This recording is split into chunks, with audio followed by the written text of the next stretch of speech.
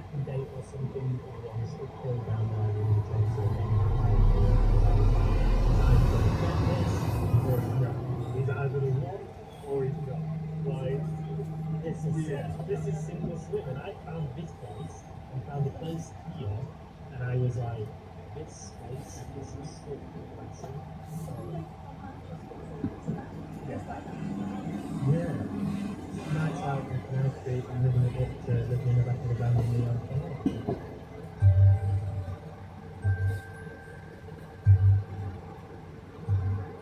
Even now, sort of like people on social media, I see sort of all the Manchester fans out partying, and I'm like, sometimes I really long for it and miss it, but I also know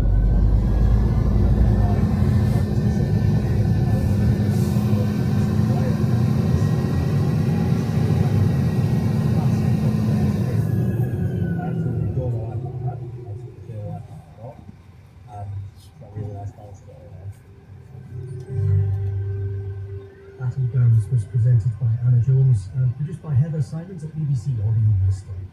To the coast next, Rare Earth will be asking what can be done to help our seabird populations thrive after years of decline. On BBC Radio 4, across cultures and throughout history, remarkably similar stories have been told by those who have glimpsed what lies beyond the door between our world and the world of the dead. An unmissable drama about a near-death experience. Once believed, death occurred at the exact moment the heart stopped beating. Now, this is not true. 11 minutes later, part of the Limelight dramas on Radio 4 and BBC Sounds. That's not true. Tell me what you see there. That's not true. Listen on Friday afternoons.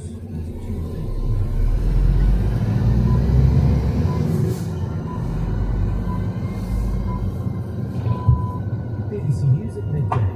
Police in Northern Ireland say they dealt with a number of incidents of race-related crimes in Belfast last night. They say a car was set on fire and windows were smashed at two properties in the south of the city. In the east, bins were also set on fire and a group of masked men threw bricks at offices. There were no reports of significant violence in England last night, but its understood Keir Starmer has asked police forces to remain on high alert. A former senior police officer from Northern Ireland, John Borrows, says publishing the pictures of rioters has probably reduced the violence. Significant deterrence possible. When people see mugshots going on the front of the newspaper and going on social media, it is deeply uncomfortable for them and their families. And that weighs in people's minds. Now, some people will say, we'll take more care of covering their face, but a lot of people will say this isn't worth it. Victims of historical miscarriages of justice have been told by the government that they won't be refunded for deductions in their compensation to account for costs saved by not having to pay rent while they were behind bars. Last year, following the high-profile case of Andrew Malkinson, who was wrongfully imprisoned for almost 20 years, the Conservatives scrapped the deductions from all future payouts. But the change didn't apply to victims who had already received their payouts. The Cabinet Minister, Nick Thomas-Symonds, says the new government agrees with that position. People who've been wrongfully convicted absolutely should have a chance to rebuild their lives, so there should be no doubt about that. The issue here is that when you bring in a change in the law, which is what happened back last year, there's a cut-off point in it where it doesn't apply retrospectively. A fourth person has been arrested in connection with an alleged plot to attack Taylor Swift concerts in Vienna. The Austrian government says the 18-year-old Iraqi citizen is an acquaintance of a 19-year-old Austrian who has admitted planning to carry out the attack. Two other teenagers, aged 15 and 17, are also being questioned. The party of the Catalan separatist leader Carles Puigdemont says he has returned to Belgium from Spain after briefly coming back from his self-imposed exile. Despite a broad amnesty for separatists, he faces an arrest warrant on the charge of embezzlement related to an independence vote nearly 7 years ago. The Spanish Supreme Court judge has demanded to know why Mr. Puigdemont wasn't arrested while he was in Spain. Our Europe regional editor Danny Eberhardt reports. The judge, who has been leading efforts to bring Carles Puigdemont to court, wants answers. Catalan police are in his sights, but so too is Spain's Interior Ministry for why they failed to stop him at the border. According to the General Secretary of Mr. Puigdemont's party, he actually arrived in Spain on Tuesday, before he apparently announced he was returning. The official said he's already left Spain again. Despite an amnesty for Catalan separatist leaders, Mr. Puigdemont still faces an arrest warrant for alleged embezzlement, which he denies. He's denounced Spain's judiciary, accusing it of mounting a political persecution. The Metropolitan Police says it's arrested a 41-year-old man under the Terrorism Act after he was deported to the UK from Kenya, where he'd served a prison sentence. Jermaine Grant is suspected of being a member of the Somali Islamist militant group Al-Shabaab, which is banned in the UK. At the Olympics in Paris, Team GB's Katarina Johnson-Thompson is in second place in the heptathlon after this morning's long jump and javelin. The medals will be decided tonight in the 800 metres. Max Bergen qualified for the final of the men's 800 metres, and Britain's men's and women's teams both qualified for their finals in the 4x400 metre relay. Charlie Dodson ran the last leg for the men. Last leg in the heat especially, it's just don't lose position really, The rest of the boys did a good enough job to get us into the position I needed, and then just hold on basically, I've had them close to me, but just hold some in reserve for the home straight. BBC News. We have a new drama series starting this afternoon on Radio 4 that we just heard about before the news. After losing consciousness in a surfing accident, our protagonist Beth is faced with a horrifying vision of the future. She wakes up, she discovers not only that she's returned with mysterious new abilities, but something sinister has followed her back from the other side. Paranormal thriller like near-death experience. 11 Minutes Dead begins at 2:15. Now then, on Radio 4, we take to the skies with Britain's seabirds, from the banks of the River Tyne to the towering cliffs of Shetland. Although I didn't vote for Nigel Farage, I have to accept him as my constituency MP. I have emailed him on both his addresses 4 times requesting confirmation of when he will hold a clinic in Clacton so I can get an appointment to see him. I have not received even an automated reply. I telephoned Reform Head Office to no avail and spoke to a member of staff at the Houses of Parliament to be told. And this week we're taking flight with Britain's wonderful seabirds. I'm Helen Charity. And I'm Tom Heath. If you were drawing up a medal table for wildlife, Britain wouldn't show up in too many categories. But when it comes to seabirds, we're definitely up there on the podium. We've got most of the world's northern gannets, Manx shearwaters, and those absolute beasts of the avian world, the great skua, and our craggy shores and hundreds of islands, and vital breeding grounds for many more of the 350 species that make their living from the oceans. Like most wildlife, they have taken a bit of a hammering in the past 20 years, with around half of UK species in decline. They have been eaten by invasive species, chewed up in fishing gear, and they're having to subsist on lower and lower food stocks. And things were already bad enough because of all that, and then avian flu came along and ripped through some of our biggest seabird partners. But there are, on the horizon, some signs of hope. And there could be a new dawn, maybe, for some of Britain's most charismatic creatures.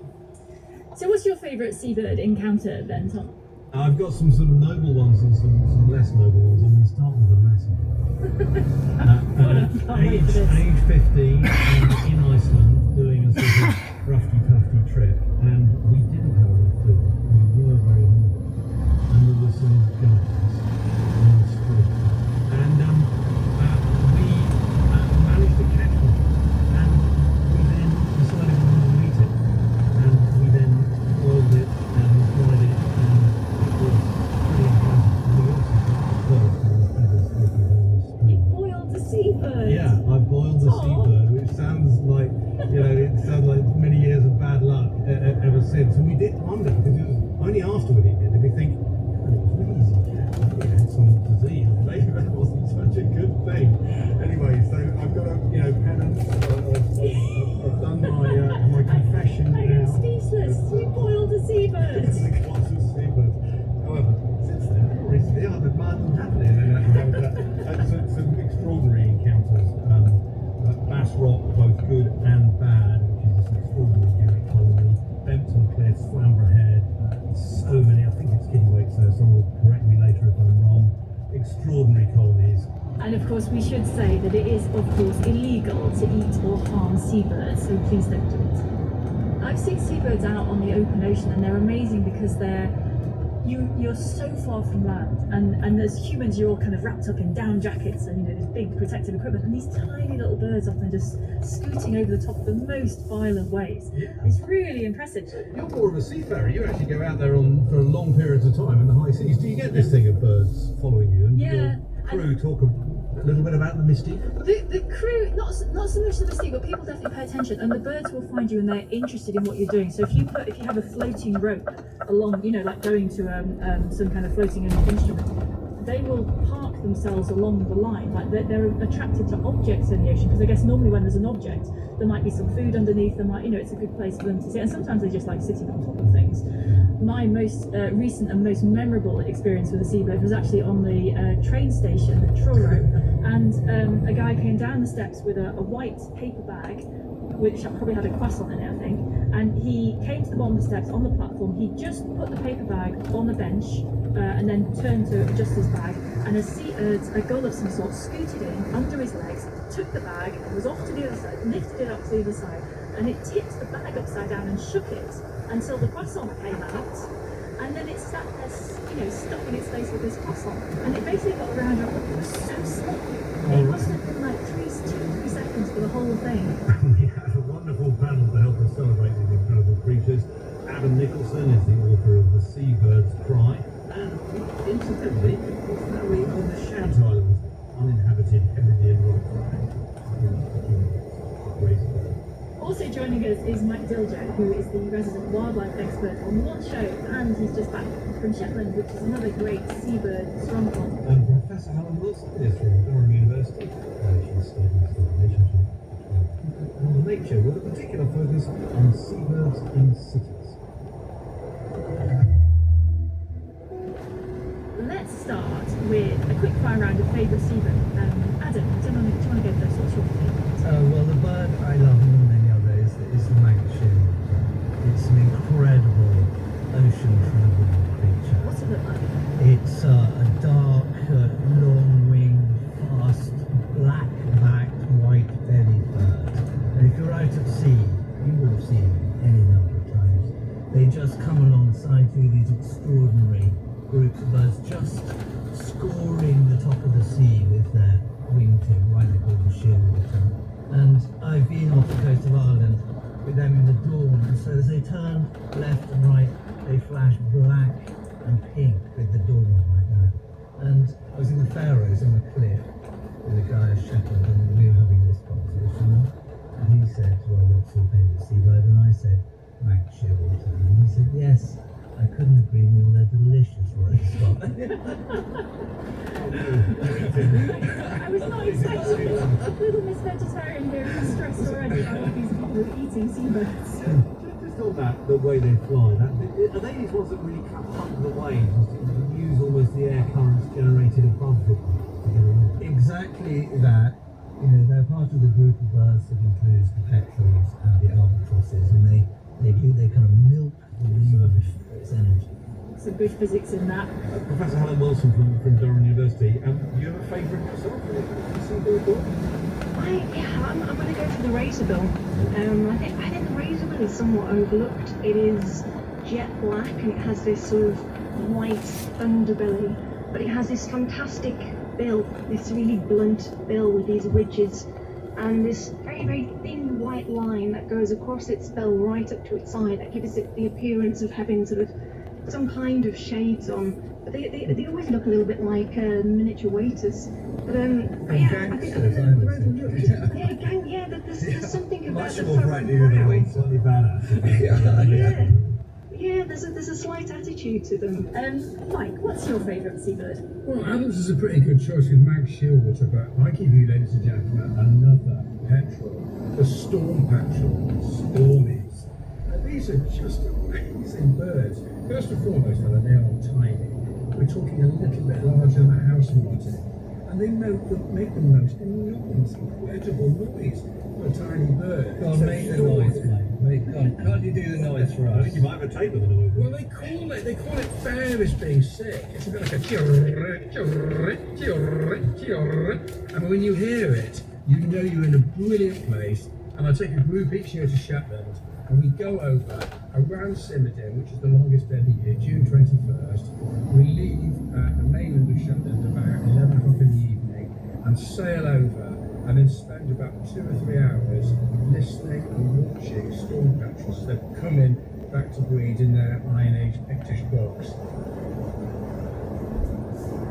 We got off the boat, a 15-20 minute walk across moorland, bog with snipe drumming, with chip and the snipe as well, and we were in front of the amazing Pictish Broch. It's an astonishing building, dry stone wall, covered in tufted sea hare lichen, with a green bearded lichen, and it's probably about 25 metres tall. It looks like a kind of old lime kiln in shape. It's actually double walled, so there's a cavity inside. You can go all the way up to the top and have a commanding view over Musa and back across to the mainland. And it's in between, there's nooks and crannies and cavities, and that's where the storm petrels are breeding in this 2,500-year-old building. It's probably, I would say, 11:15, and it looks dusky, but I think probably another half hour, 3/4 until the storm petrels start coming in over the sea like bats, really low to the water, and they've been feeding way out at sea. Small crustaceans, bits of squid, tiny fish, even zooplanktons pattering around on the surface. They are the most pelagic, seafaring of seabirds, only ever coming to land to breed. Just seen one of those past. Really, really early though. There it is, going right past us. Really early storm petrel. Can we get a second one there? Fantastic. Right past me.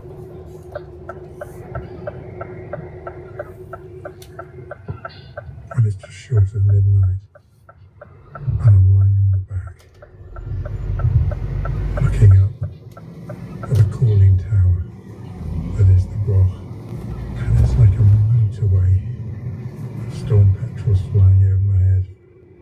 1, 2, 3, 4, 5, whizzing around over my head. Some of them quite close, some of them maybe only a metre above me, some of them maybe 7 or 8 metres higher up, and every now and again one will land on a wall and squeeze into a nook where it's nesting, and then join its partner, which is probably incubating the egg. These are birds that nest, of course, for life, and they could live to 30 years of age. Oh, wonderful flying over my head there. And they'll often return after 8 months, 9 months at sea, and return to exactly the same crevice in the Broch they've bred in previous years. And it's probably been breeding in this site for 2,500 years. There's about 400 pairs, they reckon, breeding in this one Broch, and 3, 4, 5 flying over my head there, like big bats. It's midnight, and I'm bird watching on my back, watching storm petrels fly right over my head. It doesn't get better than that. Well, that sounds like a very relaxing way to be watching birds, but isn't it incredible thought that, you know, even there's this human-made structure which has been there for hundreds of years, and the birds have just made it part of their natural environment. That's pretty cool. Yeah, we'll hear later about how seabirds are getting on with our modern birds, but they're getting on very, very well with our ancient birds as well. But when it comes to birds, we have to be honest that culturally we have a bit of a love-hate relationship with some of them. You know, if you go to the seaside, you get poppin tea towels and poppin mugs. Everybody loves a poppin, almost everyone. But when the seagull steals your chicks, everyone gets cross about that. And so sometimes we love seabirds and sometimes we hate them. So Adam, you're sitting here in the studio with a copy of your book, and it does have a puffin on the front, but you have publicly said before that you think we don't quite represent the puffins as we should.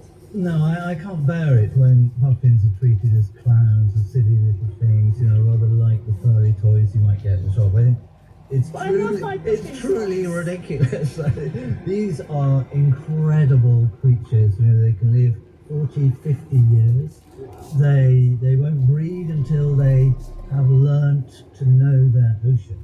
And there's an incredible bit of research by Tim Guilford at Oxford, which has tracked puffins from Skoma off the Pembrokeshire coast.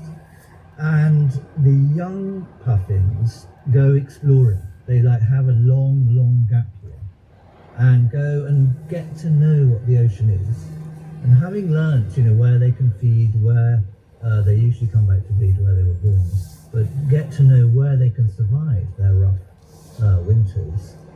That idea of the Atlantic remains in their minds, and they continue, each individual puffin, to follow the map that they've learnt as adolescents. So your problem is that we're undivided in them, that we see them as these cute little clowns and they're a bit silly and a bit fun, but what you're saying, these are really serious navigators. They're and serious survivors. navigators. Which of us could make our way to Mid-Atlantic Ridge in a November, December, fish there, get our way back, probably to within a yard or two of where we were born, breed there, bring up a little puffin a year.